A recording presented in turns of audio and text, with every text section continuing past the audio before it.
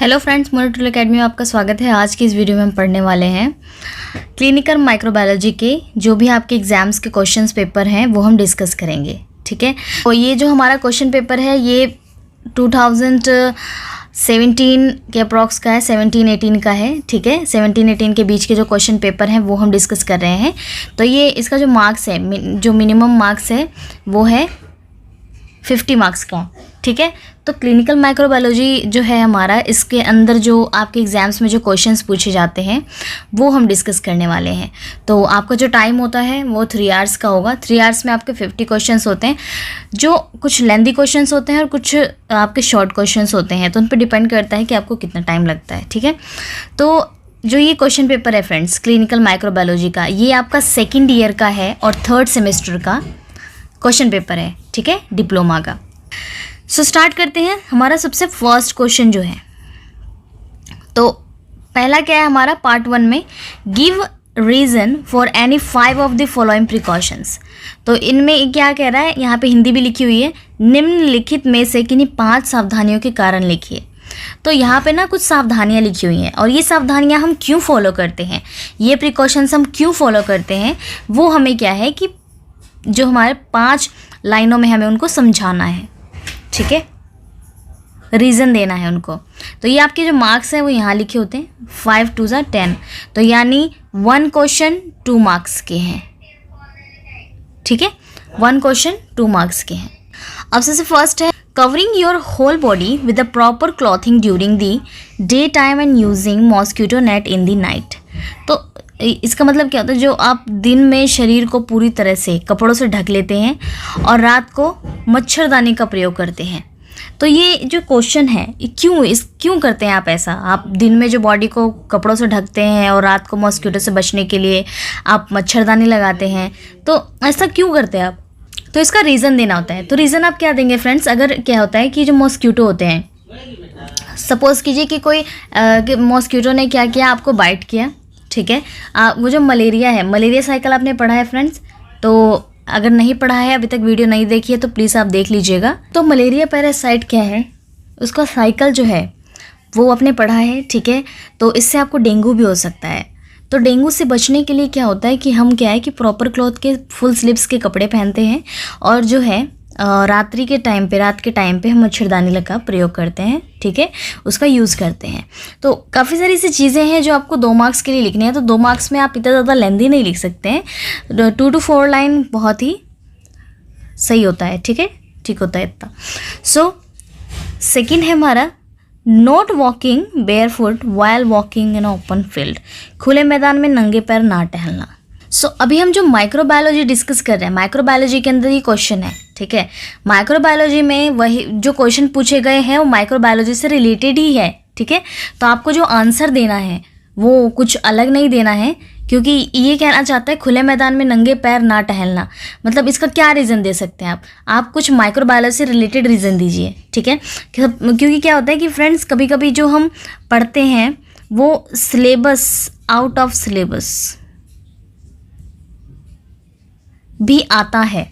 Out of syllabus in the sense कि मतलब आता तो माइक्रो से ही है, बट वो आपसे कुछ ऐसे ट्रिकी क्वेश्चंस पूछ लेते हैं शॉर्ट क्वेश्चंस में। ठीक है, बीच में से कहीं उठा लिया उन्होंने क्वेश्चन, या आपने पूरा टॉपिक पढ़ लिया, उसमें से कुछ ऐसा क्वेश्चन बना दिया जो आपको लगे कि हाँ नहीं, ये तो हमारे टॉपिक में था ही नहीं।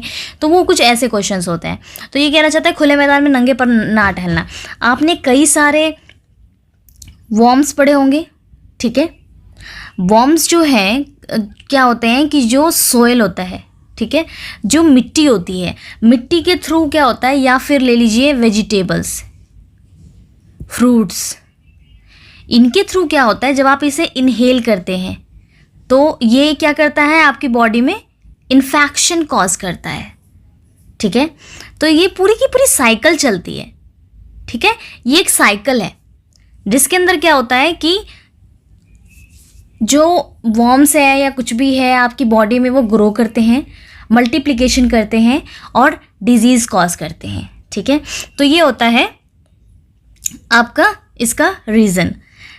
जो 3rd की बात करें, consumption of property cooked pork and beef. उचित रूप से पका बीफ और पॉर्क ही खाना। तो जैसे बीफ और जो पॉर्क होते हैं बेसिकली ये पिग होते हैं और बुल जैसे कि जो भैंस वगैरह होती है, या कह लीजिए कि जो बीफ और पॉक है, इनके भी जो मीट होते हैं, ठीक है, ये पूरी की पूरी कुकड होनी चाहिए। इन्हें पहले बॉईल किया जाता है, फिर कुक किया जाता है, ठीक है। तो ऐसा क्यों? क्योंकि अगर ये इनको कच्चा खाएंगे, कच्चा इन द सेंस कि थोड़ा पका हुआ या थोड़ा ज़्यादा पका हुआ, ठीक है, तो क्या होगा कि इससे ना उनकी बॉडी में कई सारी और भी बीमारियां हो सकती हैं, ठीक है। तो इसलिए क्या होता है कि इनको ना नॉर्मल जो चिकन्स होती हैं उनके अकॉर्डिंग उनको 4 टाइम ज़्यादा टाइम देना पड़ता है कुक करने के लिए, ठीक है। तो जो लोग कंजप्शन करते हैं इनका पॉक और बीफ का, तो उनको ज़्यादा मात्रा में क्या है कि उसको पकाना पड़ता है, ठीक है। नहीं तो क्या होगा फ्रेंड्स कि अगर वो उसको अनकुक्ड खाते हैं तो क्या होता है कि जो पिग्स होते हैं और जो बीफ होते हैं, बीफ और पॉक जो होते हैं, उनसे ना कई सारे जो डिजीज़ हैं वो कैरी कर लेते हैं ह्यूमन बींग्स, ठीक है। तो कई सारे ऐसे वॉर्म्स हैं जो ट्रांसफ़र हो जाते हैं, ठीक है। जो पॉक और बीफ हैं, अगर हम सपोज़ कीजिए कि उनके अंदर पहले से ही कोई ऐसा बैक्टीरिया या कोई ऐसा वॉर्म है जो उनकी बॉडी में प्रेजेंट है, और उसको क्या है कि एक नॉर्मल ह्यूमन बींग जो है वो उसको ईट कर रहा है अनकुक्ड, ठीक है।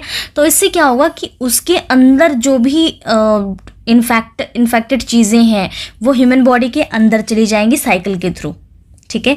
एक साइकिल चलेगा जो पहले पॉक या बीफ के बॉडी में जो भी इन्फेक्टेड चीज़ें थी वो सारी की सारी साइकिल के थ्रू ह्यूमन बॉडी में चली जाएगी, और फिर क्या होगा, ह्यूमन बॉडी में ग्रो करेगा, जो भी वॉर्म्स वगैरह होंगे, इन्फेक्शन वगैरह, बैक्टीरिया वगैरह होंगे, वो ग्रो करेंगे, मल्टीप्लिकेशन करेंगे और डिजीज़ कॉज करेंगे। तो बेसिकली मोटिव ये है कि यहाँ पर जो है कंजप्शन क्यों करना चाहिए, हमें उचित रूप से बीफ और पॉक को क्यों पकाना चाहिए, हमें वो बताना है, ठीक है। So washing hand after playing with street dog, तो घुमक्कड़ कुत्तों से खेलने के उपरांत हाथों को धोना। तो बेसिकली क्या है कि जो स्ट्रीट डॉग्स होते हैं, स्ट्रीट डॉग्स तो आपने अपने आसपास भी देखा होगा, ठीक है। स्ट्रीट डॉग जो होते हैं फ्रेंड्स, वो क्या होते हैं, कहीं भी सरवाइव के लिए कहीं भी चले जाते हैं, कहीं पे कूड़ा पड़ा है या कहीं पे ख़राब चीज़ें पड़ी है या फिर कहीं पे इन्फेक्टेड एरिया है, कहीं भी जो ऑल ओवर जितनी भी जगह है वो सब जगह स्ट्रीट डॉग्स जो है वो वॉक करते हैं। तो क्या होता है कि जब आप उन्हें टच करते हैं, सपोज़ कीजिए कि कोई ऐसा फ्रेंकली मैन या कोई भी है कि उनके साथ काफ़ी फ्रेंकली हो जाते हैं, तो जब भी आप ऐसे फ्रेंकली हों इन डॉग्स के साथ तो आपको हैंड वॉश करना पड़ता है, ठीक है। ऐसा क्यों करना होता है? क्योंकि वो ना नीचे ज़मीन के कॉन्टैक्ट में होते हैं, मतलब सोइल के कॉन्टैक्ट में होते हैं, और कई सारे ऐसे डिजीज़ हैं, ऐसे इन्फेक्शंस हैं जो सोइल के कॉन्टैक्ट में ही होता है, ठीक है, सोइल में ही होते हैं। आपने वॉर्म्स देखा है, वॉर्म्स भी क्या है कि सोइल में ही होते हैं, ठीक है, उसके थ्रू क्या होता है आपकी बॉडी में चला जाता है। तो कई सारे ऐसे इन्फेक्टेड चीज़ें हैं जैसे कि बैक्टीरिया है, वायरसेस हैं, और आपका ये वॉर्म्स है, ये अर्थ वॉर्म्स जो होते हैं, ये टेप वॉर्म्स, अर्थ वॉर्म, ये हुक वॉर्म, कई सारी वॉर्म्स हैं। सो वॉर्म्स की भी वीडियो बनी हुई है फ्रेंड्स, आप वो भी देख सकते हो, ठीक है। तो ये सारे जो हैं इनसे इन्फेक्टेड होके जो डॉग है अगर इन्फेक्टेड है तो आपके जो हैंड में है, आपके हैंड में भी वो पास आउट हो सकता है, बैक्टीरिया जो भी है वो आपके हैंड से पास आउट होके आपके मुंह में जा सकता है। जब आप खाना वाना खाते हैं तो आपने अगर हैंड वॉश नहीं किया तो क्या होगा कि वो आपके मुंह के थ्रू इनहेल हो जाएगा और आपकी बॉडी में इन्फेक्शन कॉज करेगा। तो यही एक रीज़न है कि हम क्यों हाथ धोते हैं स्ट्रीट डॉग को टच करने पे, ठीक है। वैसे तो फ्रेंड्स इस क्वेश्चन में आपको 5 क्वेश्चन के जवाब देने हैं, ठीक है, लेकिन यहाँ पे 1 2 3 4 5 6 7 8 टोटल 8 क्वेश्चन है, ठीक है। तो 8 में से आपको 5 करने हैं, 3 को स्किप कर सकते हो आप। सो हम यहाँ पे सारे क्वेश्चन डिस्कस करेंगे, ठीक है। 5th हमारा washing vegetable properly before making salad for eating. जैसा कि मैंने आपको बताया था कि हम क्यों वेजिटेबल्स को वॉश करते हैं, मैंने यहाँ पे बताया था ये जो वेजिटेबल है और सॉइल है, फ्रूट्स है, इनके थ्रू आपको आपकी बॉडी में बैक्टीरिया, वायरस, इन्फेक्शन, ये जो भी है आपका, ये वॉर्म्स वगैरह, ये क्या होते हैं कि ये एंटर कर सकते हैं। अगर आपने वेजिटेबल को वॉश नहीं किया है तो क्या होगा कि आपकी बॉडी में इन्फेक्शन होने के चांसेस रहेंगे, और क्या है कि आपको ये बीमार भी कर सकते हैं, बहुत ज़्यादा बीमार कर सकते हैं फ्रेंड्स, ठीक है। तो इसलिए हम जो वेजिटेबल है प्रॉपर तरीके से वॉश करके खाते हैं। Covering your mouth and nose while travelling in a crowded bus. भीड़ युक्त बस में यात्रा करते समय नाक समेत मुंह पर कपड़ा बांध लेना। ऐसा क्यों? क्योंकि क्या होता है कि जो अब आप ऐसे क्राउडेड बस में ट्रैवल कर रहे हैं, ठीक है, क्राउडेड बस में जब आप ट्रैवल करते हो तो बाई चांस कोई इल पर्सन होता है, ठीक है, तो उससे क्या होगा कि आपको भी इन्फेक्शन हो सकता है। बाई चांस जैसे स्नीजिंग हो गई, कफिंग हो गई, तो स्नीजिंग कफिंग अगर किसी भीड़ भाड़ वाले इलाके में हो जाए तो क्या होता है कि वहाँ पर ना जो भी आसपास के हेल्दी पर्सन्स होते हैं, वो जो इन्फेक्शन है वो उनमें ट्रांसफ़र जाता है। कभी कभी आपको वायरल भी हो सकता है, ठीक है, जो वायरल इन्फेक्शन होते हैं वो भी ट्रांसफ़र ईजिली हो जाता है, ठीक है। तो जब आप मुंह और नाक को कवर करके चलते हैं तो आप कई सारे बीमारियों को रोक देते हैं, ठीक है। So proper screening of blood before transfusion. रक्त संक्रमण से पहले उचित जांच करना। रक्त संक्रमण से पहले उचित जांच करना। तो ये क्या होता है कि जो ब्लड ट्रांसफ्यूज़न होता है, मैंने ब्लड ट्रांसफ्यूज़न की वीडियो बना रखी है फ्रेंड्स, आप वहाँ जाके देख सकते हो, ठीक है, कि ब्लड ट्रांसफ्यूज़न बेसिकली कैसे होता है, क्यों करते हैं, और ये इसकी प्रॉपर स्क्रीनिंग कैसे होती है ब्लड ट्रांसफ्यूज़न की। सारी वीडियोस बनी हुई हैं, आप सर्च करके मॉनिटर एकेडमी पे आप देख सकते हैं, ठीक है। सो हम ब्लड ट्रांसफ्यूज़न क्यों जो है स्क्रीनिंग क्यों करते हैं? क्योंकि क्या होता है कि जो प्रॉपर डोनेशन होती है एक हेल्दी पर्सन की होती है। हेल्दी पर्सन मैं कहूँ तो उसका प्रॉपर वेट, उसका हीमोग्लोबिन, ठीक है, और कोई प्रीवियस हिस्ट्री, वो सारी की सारी क्या है स्क्रीनिंग में पूछी जाती है, ठीक है। जब प्रॉपर स्क्रीनिंग होती है उसके बाद ही पेशेंट का जो डोनर है उसका ब्लड लिया जाता है, ठीक है। ब्लड ट्रांसफ्यूज़न भी तभी होता है जब आपकी पूरी हिस्ट्री, जो आपकी स्क्रीनिंग है वो पता हो, ठीक है। आपका बीपी, आपका वेट कितना है, आपकी हाइट कितनी है, प्रीवियस कोई हिस्ट्री, कोई इंजेक्शन, कोई मेडिकेशंस, सारी की सारी हिस्ट्री आपसे ली जाती है, ठीक है। तो ये आता है हमारा, और ये ज़रूरी क्यों है आपको पता होना चाहिए कि जो ब्लड ट्रांसफ्यूज़न है वो उससे पहले स्क्रीनिंग क्यों ज़रूरी है। क्योंकि अगर आपको कोई डिजीज़ है जैसे कि HIV, एड्स या शुगर, तो ये सारी जो डिजीज़ है ना, बीमारियां हैं, वो अदर पर्सन में ट्रांसफ़र हो जाएगी। जिसको आपका ब्लड चढ़ रहा है, जो आप ट्रांसफ्यूज़न कर रहे हैं, जिसको ट्रांसफ्यूज़ हो रहा है, उसको ये सारी डिजीज़ हो सकती हैं, ठीक है। तो इसलिए सबसे पहले स्क्रीनिंग की जाती है, टेस्ट्स किए जाते हैं ब्लड ट्रांसफ्यूज़न से पहले। Not sharing injection needle. Injection सुइयाँ का दोबारा प्रयोग ना करना। अब इसका रीज़न दीजिए। इसका रीज़न बहुत ईजी है फ्रेंड्स, कि कोई भी जो इंजेक्शन है वो आप यूज़ नहीं कर सकते। सपोज़ कीजिए कि आप किसी ऐसी जगह वर्क कर रहे हैं, किसी मेडिकल एरिया में वर्क कर रहे हैं जहाँ पर आप कलेक्शंस कर रहे हैं पेशेंट की, तो बाय चांस आपसे ना किसी का एक निडल जो है वो दूसरे पेशेंट पे यूज़ हो जाता है, ठीक है, या फिर गलती से निडल स्ट्रिक इंजरी हो जाती है आपकी, तो क्या होता है कि आप ना सबसे पहले पेशेंट की डिटेल्स लेते हैं, ठीक है। जो पेशेंट की डिटेल्स क्या होती है, क्यों इंपॉर्टेंट होती है? क्योंकि हम पता करते हैं उनकी कोई प्रीवियस हिस्ट्री तो नहीं है, कि उनको कोई HIV तो नहीं है, या एड्स तो नहीं है, कोई अदर डिजीज़ तो नहीं है जो नीडल लगने से क्या होती है ट्रांसफ़र हो सकती है, ठीक है। जो बेसिकली इंजेक्शन अगर शेयर हो जाए, अगर किसी दूसरे पर्सन से लग जाए, तो इससे क्या होता है कि कई सारी बीमारियां, डिजीज़ क्या है ट्रांसफर। सपोज़ कीजिए कि वो HIV इंजेक्शन इन्फेक्टेड इंजेक्शन था। HIV इन्फेक्टेड इंजेक्शन अगर प्रिक हो जाता है तो क्या होता है कि HIV होने के चांसेस बढ़ जाते हैं, ठीक है। इसलिए हमें क्या है कि इंजेक्शन शेयर नहीं करना होता। सो अब हमारा सेकंड क्वेश्चन जो है, सेकंड पार्ट जो है, second question, so explain the differences, give an example, a diagram applicable so between any 4 of the following. तो हम इनमें से किसी 4 के हमें आंसर देने हैं, ठीक है, उनके एग्जाम्पल्स देने हैं, एक एग्जाम्पल देना है, और हो सके तो आप डायग्राम भी बना सकते हैं, ठीक है। तो फ्रेंड्स जो हमारा सबसे पहला है प्रोटोजोआ एंड हेलमिंथेस। सो हमें क्या करना है, प्रोटोजोआ एंड हेलमिंथेस में डिफरेंस, ठीक है। तो इनके बीच में क्या है कि डिफरेंस हमें बताना है, एक एग्जाम्पल भी देना है और अगर एप्लीकेबल डायग्राम भी बनाना है, ठीक है। सो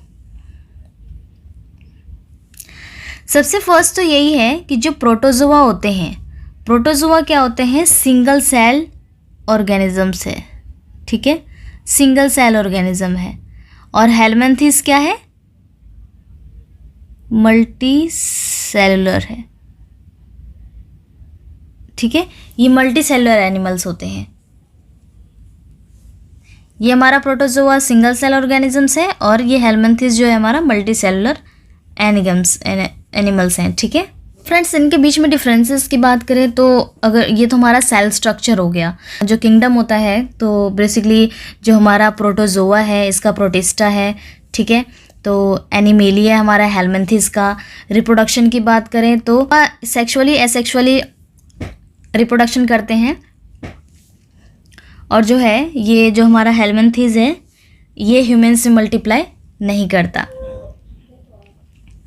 सो जो इनकी साइज़ की बात करें तो जो प्रोटोजोआ है, तो प्रोटोजोआ को हम, हेलमिंथेस को हम नेक्ड आई से देख सकते हैं क्योंकि ये थोड़ा सा क्या होता है कि थोड़ा लार्ज होता है, आप नेक्ड आई से इसको इजीली देख सकते हो। सो फ्रेंड्स नेक्स्ट क्या है हमारा, trophozoite and cyst.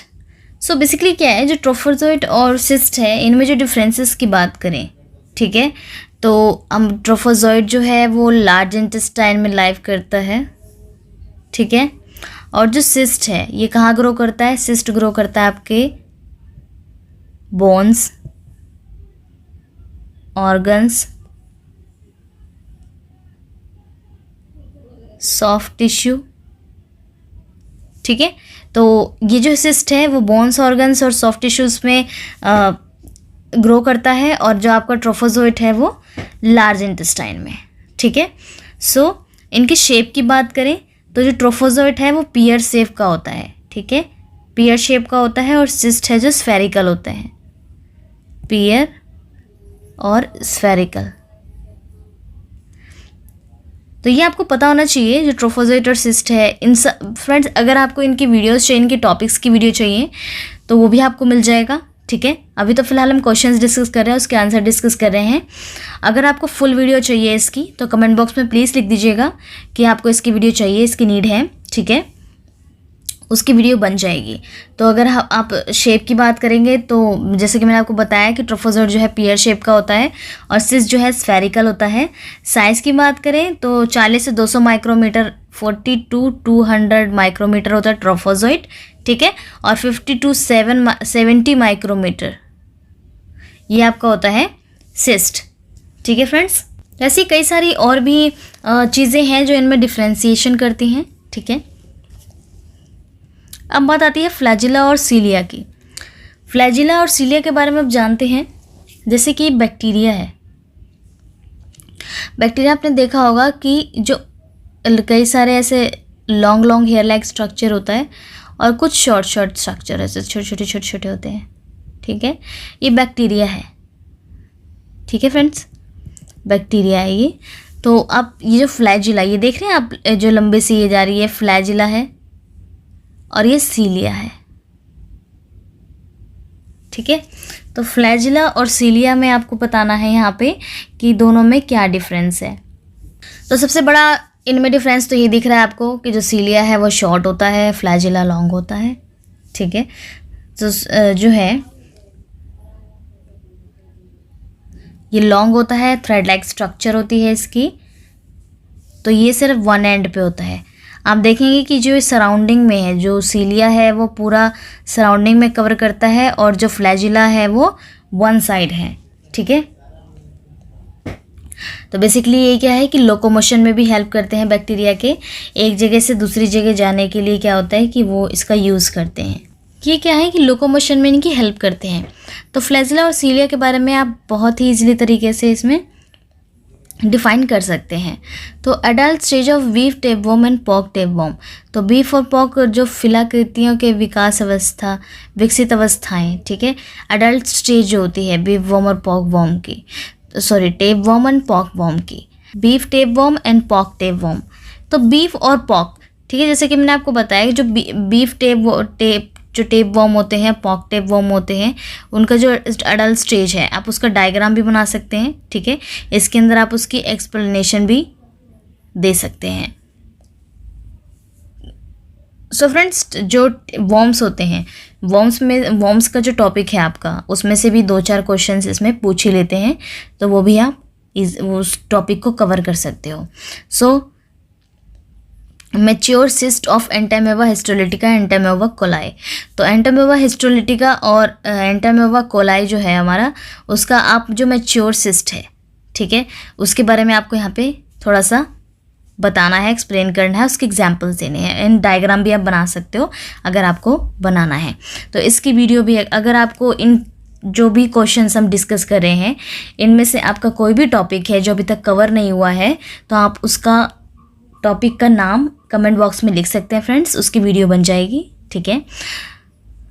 Fertilised and unfertilised ओवा स्कैरेसिस लुम्ब्रिकॉइड, तो स्कैरेसिस लुम्ब्रिकॉइड के बारे में भी हम वीडियो डिस्कस कर चुके हैं, तो आप ये वीडियो देख लीजिएगा। जो फर्टिलाइज और अनफर्टिलाइज्ड जो स्कैरेसिस लुम्ब्रिकॉइड है, किस तरीके से आप उसको एक्सप्लेन कर सकते हैं।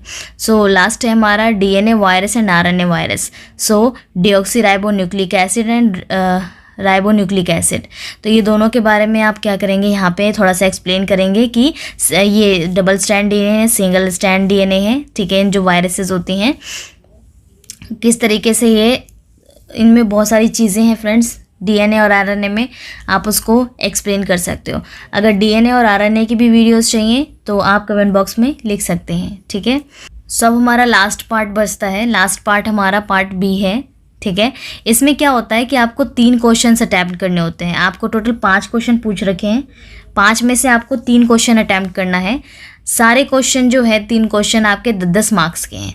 आप जान सकते हैं कि 10-10 मार्क्स के जो क्वेश्चन होते हैं आपको 3 to 4 पेजेस में उसके आंसर लिखने होते हैं, और ये लेंदी आंसर होते हैं, काफ़ी लेंदी क्वेश्चन होते हैं, सबसे ज़्यादा टाइम आपका इसी में कंज्यूम होता है, ठीक है।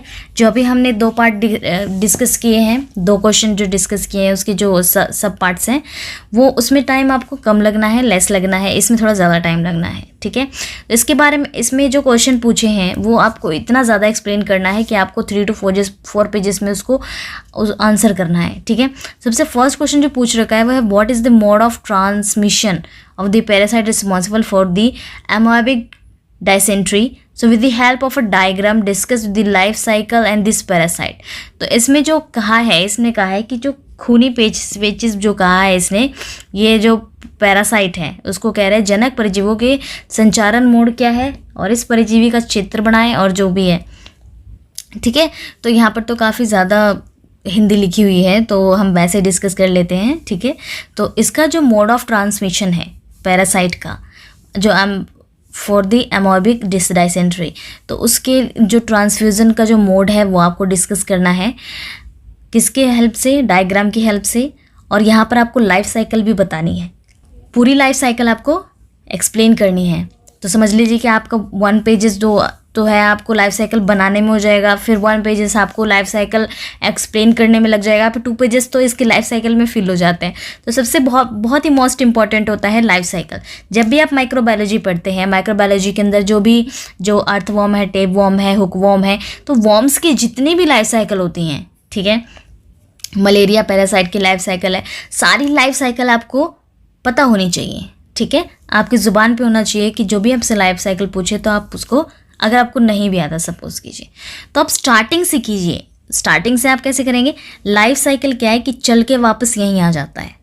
साइकिल का मतलब क्या होता है, ठीक है, साइकिल का जो पहिया होता है वो घूम के वापस राउंड वहीं आना है, फिर राउंड वापस वहीं आना है। तो सेम लाइफ साइकिल में भी यही होता है, यहाँ से स्टार्ट होता है, ये स्टार्ट है, ये एंडिंग पॉइंट है, और ये दोनों कनेक्टेड होते हैं, पर्सन वहीं से वहीं जाके अटैच हो जाता है। तो क्या होगा, यहाँ पर सपोज़ कीजिए वॉर्म्स की बात कीजिए, यहाँ पर आपने कोई एनिमल, कुछ बीफ या पॉक ले लिया, यहाँ से उसमें जो भी इन्फेक्शन हुआ या कुछ भी हुआ उसके थ्रू क्या है कि वेजिटेबल में एंटर हुआ, वेजिटेबल से फिर ह्यूमन ने खाया, ह्यूमन में भी साइकिल चली, साइकिल ने फिर वेस्ट को रिलीज़ किया, तो उस वेस्ट को फिर बीफ या पॉक ने उसको इनहेल कर लिया, तो क्या होता है सॉइल के थ्रू, तो क्या होता है वो साइकिल चलता रहता है। तो आपको यही साइकिल जो है वो पता होनी चाहिए, ठीक है। मोड ऑफ ट्रांसमिशन क्या है, ट्रांसमिशन के जितने भी मोड्स हैं वो आप लिख दीजिए, अगर आप चाहें तो आप पॉइंट्स में भी लिख सकते हैं, ठीक है। फोर्थ है discuss the reason for preparing stain and unstain wet film, so preparation of stool sample. Stool sample आप लैब में भी काम करते हैं, लैब में आपने स्टूल सैंपल के कई सारे जो है एक्सपेरिमेंट्स किए हैं, ठीक है। तो describe in details procedure and preparation of examination of wet film, how the finding are reported, what are the precautions to be taken while preparing examining the wet film। जब भी हमें वॉर्म्स देखने होते हैं, ठीक है, जो बेसिकली इंटेस्टाइन में जो वॉर्म्स होते हैं, तो हम स्टूल सैंपल लेते हैं, ठीक है। तो आपको जो वेट फिल्म प्रिपरेशन है स्टूल की, वो आपको डिस्कस करनी है, ठीक है। स्टेन करना है, अनस्टेन वाला, दोनों स्टेन स्लाइड और अनस्टेन स्लाइड दोनों डिस्कस करनी है, ठीक है। तो आप क्या करेंगे, फर्स्ट ऑफ ऑल सबसे पहले आप स्टूल की जो भी प्रिपरेशन है, सबसे पहले आप इसको डिफाइन करेंगे, ये क्या है, इसको कहाँ से कि हमने स्टार्ट किया, ठीक है, कैसे स्लाइड बनाई, हर चीज़ आपको एक्सप्लेन करनी है। फिफ्थ है हमारा name 2 method for culture of virus, explain term, cytopathic effects and suitable examples describe cell culture method for virus isolation।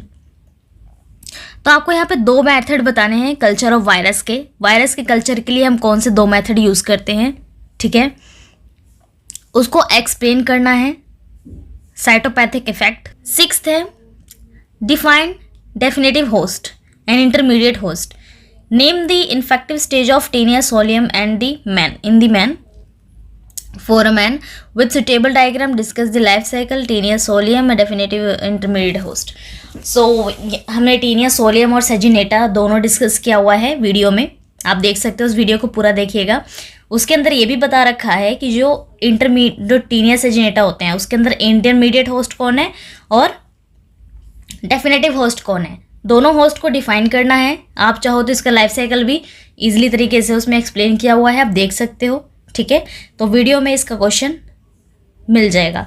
तो अभी तक जो हमने डिस्कस किया है फ्रेंड्स, यहाँ पर जो है आपका पैरासाइट से रिलेटेड, आपका वॉर्म से रिलेटेड ये क्वेश्चंस पूछे जा रहे हैं, ठीक है। 7th है राइट नोट्स ऑन एनी 2 पे आपको नोट्स लिखने हैं। सबसे पहला है हाइड्रेटेड सिस्ट, सिस्टी, सर्कोसिस एंड स्कैरियासिस। तो इन तीनों में से किसी 2 पे आपको नोट लिखने हैं 5 मार्क्स के। तो 5 मार्क्स में आप क्या करेंगे, इनके बारे में एक्सप्लेन करेंगे, इनका डायग्राम अगर आपको आता है तो आप लिख सकते हैं, ठीक है, और इसके सूटेबल एग्जाम्पल्स भी दे सकते हैं आप। इसके बारे में और भी अगर आपको कोई जानकारी है तो आप इसमें लिख सकते हैं। तो ये सारे जो क्वेश्चंस है ये आपके माइक्रोबायोलॉजी से रिलेटेड हैं। तो माइक्रोबायोलॉजी में जो भी क्वेश्चंस है वो भी हमने डिस्कस किए हैं, किस टॉपिक से, मतलब कहाँ से आपके क्वेश्चंस आते हैं, सबसे ज़्यादा स्कोरिंग मार्क्स किस में हैं, तो वो आप देखिए। आप जो लाइफ साइकिल माइक्रोबायोलॉजी में पढ़ रहे हैं वो लाइफ साइकिल आपको इजीली आना चाहिए, ताकि क्वेश्चंस में कोई भी क्वेश्चन आ जाए, उससे रिलेटेड कोई क्वेश्चन आ जाए तो आप इजीली उसको बता सकते हैं, ठीक है। सो फ्रेंड्स, हमने आज का जो क्वेश्चन पेपर डिस्कस किया है, इसके अंदर काफ़ी सारे टॉपिक्स हैं जो शायद क्लियर ना हुए हों वीडियोस में। तो अगर आपको उनको क्या है डिस्कस करना है, ठीक है, वो टॉपिक्स आपको पढ़ना है, तो आप कमेंट बॉक्स में वो टॉपिक का नाम लिख सकते हैं, ठीक है, जो आपको अभी तक क्लियर नहीं हुआ है। सो नेक्स्ट वीडियो उसकी बन जाएगी फ्रेंड्स। सो मिलते हैं नेक्स्ट वीडियो में। Thank you so much. अगर वीडियो अच्छी लगी हो तो लाइक कीजिएगा, इससे आपको कोई हेल्प मिले तो भी फ्रेंड्स लाइक कर दीजिएगा और सब्सक्राइब कीजिएगा हमारे चैनल को। मिलते हैं नेक्स्ट वीडियो में। Thank you so much.